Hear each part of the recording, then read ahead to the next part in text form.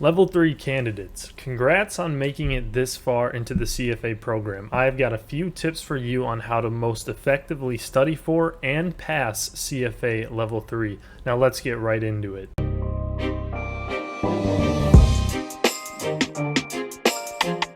Tip number 1, practice the free response essays a lot. The most commonly cited reason that I hear that people failed CFA Level 3 is they're underestimating the time requirement and the practice required for the AM section, the morning section, where you do the free response essays. People always run out of time. That is what I always hear from the people who did not pass CFA Level 3. So you're already familiar with the vignette section of Level 3. That's the multiple choice response. So what you really need to be focusing on is the other half of the test at this point. So you can download basically the previous 10 years or so of exams. I think as of 2019, the CFA Institute said they're going to stop publishing the old AM papers. But you can still download the ones from, 2018 way back to when they, like 1999. So what I would suggest doing is downloading maybe 2018 through 2009 or so, get about 10 years worth, and then print them all out and sort them by topic. So like take all the equity papers from the 10 years, like all the equity questions, and put them in one stack, and take all the fixed income papers and put them in another stack and work them based on the topics. And time yourself. Stick strictly to the time that was allocated, because this is the most important practice for CFA Level 3, is making sure that you can basically do this test in the amount of time required. That's the most difficult part of Level 3, and honestly, probably the most difficult part of the CFA program in general.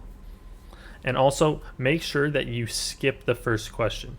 A lot of people are suspicious that the CFA Institute intentionally makes the first question the most difficult just to get people flustered immediately when they start taking the test. So you're best to not even read it, just jump past it, and then come back to it at the end. Tip number 2, keep your answers short with bullet points.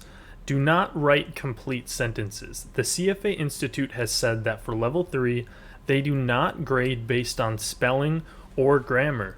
So do not waste time focusing on those things. Just stick to the number of bullet points specified in the question. So a question might say, give 3 examples of why this relationship exists. So you want to do bullet point 1, minimal number of words possible to answer that question.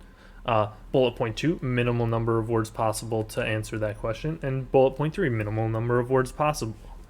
This is not an opportunity to show your grader how smart you are or how much you know on this topic.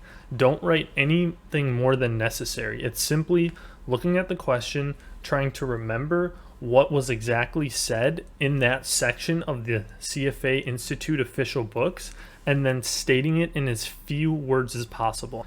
Tip number 3, read from the official CFA Institute textbooks. This is the opposite of the advice that I give to CFA Level 1 candidates and Level 2 candidates. Normally, I would recommend using a third-party prep provider that summarizes the curriculum like Kaplan, Schweizer, or Wiley, but I don't recommend doing that for Level 3. I think their quality of their packages is far worse for Level 3 than the other levels. And why would that be?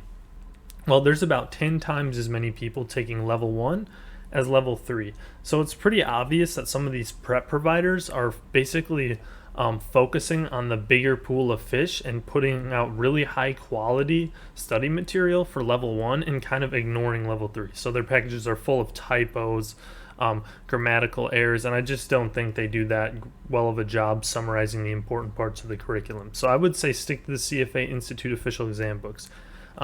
If you prefer learning by watching videos, then I do recommend using markmeldrum.com. I think the Level 3 package is really good, and I use that quite a bit for my Level 3 study prep, and I haven't been paid for this recommendation at all, so keep that in mind. And I would also recommend, while you're reading through the CFA Institute official exam books or test books, that you should be active learning, not passive learning. So don't just read, take a lot of notes, and also make note cards and flip through those note cards regularly at spaced intervals. Tip number 4, spend as much time practicing as you do reading. You wouldn't spend all day learning to play basketball by reading books on how to play basketball. No, you would actually go out there and apply what you're learning by practicing. Now, I would describe the CFA exam preparation for level 3 similar to that. So if you really want to implement these formulas in a period of time that you're required to do it, then you need to be practicing this a lot. Now, there's a lot of good resources provided by the CFA Institute to allow you to practice for level 3. I would recommend after you finish a reading, you do the end of chapter questions in the official CFA textbooks for that reading. And then once you finish an entire topic, so if you finish everything in equity, you should be going to the CFA Institute's official website and doing the topic test for that section. And then once you finished all the topic texts or topic tests and all of the end of chapter questions, then you should be moving on to the mock exams. Like I said earlier, you should be doing 10 years of the previous free response mock exams. You should also take the 2 free provided mock exams on the CFA Institute's official website to get as much practice in as possible. If you still have time left over, you might want to consider even buying more mock exams from third-party prep providers. But really, you should be practicing and practicing to pass CFA at level 3. Which brings me to my final tip, tip number 5. Do not underestimate the difficulty of CFA level 3 exam. Now, if you look at the passing rates of all the CFA exams, they're all pretty close together. They're all between about 40% and 55% depending on the year. But consider that everyone who's taking CFA level 3 was the half of the people that were actually able to get past CFA level 2. So you're really in the crop of the elite fighting to be that last 50% of people that can get the CFA charter. A lot of people say CFA level 2 is the most difficult exam. I strongly disagree. I think the free response section that adds complexity to the morning session and the difficulty of the people you're competing against to basically beat that 50 percentile part of the curve makes this the toughest test. I would say for most people, you want to leave somewhere between 4 and 7 months of study time for this test.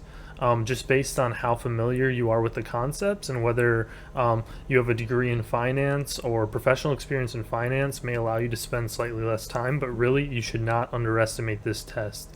Anyways, just keep on grinding, keep on working hard. You guys will get through this test and be able to enjoy your lives without spending your weekend studying for the CFA exams. If you enjoyed this video, drop us a like and subscribe to the channel for more just like this. Thank you.